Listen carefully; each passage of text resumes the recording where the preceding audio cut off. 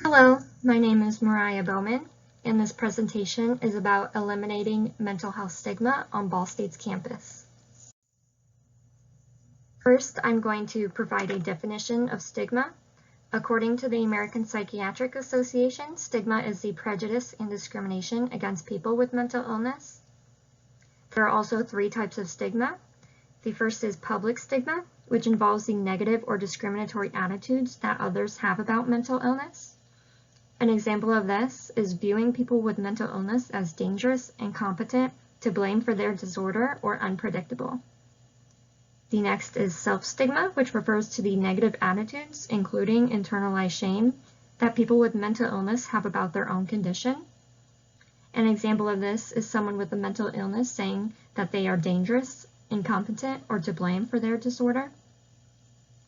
The last is institutional stigma, which is more systemic and involves policies of government and private organizations that intentionally or unintentionally limit opportunities for people with mental illness. An example includes lower funding for mental illness research or fewer mental health services relative to other health care. Next, I'm going to explain the issue on campus and how the community can help. The Ball State Counseling Center saw a 40% increase in students scheduling appointments in the fall semester of 2019. There are two possible causes for this. First, the stigma on campus surrounding mental health is lessening, which is great. Or second, more college students are experiencing emotional distress.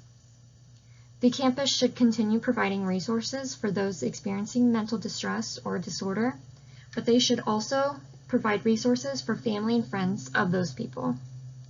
Therefore, society can become a more accepting place for mental disabilities, which ends in more people openly seeking help without embarrassment.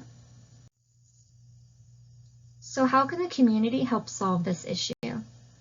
The first part begins with students. Students need someone to connect with when beginning the journey of facing their mental illness. According to many studies, effectively reducing stigma pointed to one intervention, which was contact with someone successfully managing a mental illness. Students also need to be taught how to overcome stigma. Research shows that stigma training needs to be ongoing instead of a one-time thing, and it likely needs to address all types of stigmas at once. Student organizations like Active Minds need to be promoted by counseling services. This is a branch of the national organization Active Minds, which works to reduce and eradicate stigma surrounding mental health, and it also provides resources for those experiencing mental distress. And this is all in addition to the full implementation of the Ball State University Counseling Center's Outreach Program Guide, which is a guide which explains all the programs they do within a year span, and also lays out the goals that they like to face throughout the year. The second part of helping solve this issue involves the friends and family. Resources should be provided for friends and family of loved ones experiencing mental distress. The pamphlet, for example, the one shown below, should explain strategies in helping those with mental distress. This includes educating yourself, recognizing their feelings, listening carefully and expressing understanding, understanding that treatments take time, respecting their right to privacy, and educating others about stigma and mental distress. Second, they should include examples of what to say with those experiencing mental disorders. One could be, "I am worried about you. Do you need someone to talk to?" Second, "It seems like you're going through a rough time. Is there any way I can help?" Third, "I care about you. Do you need help finding other resources?"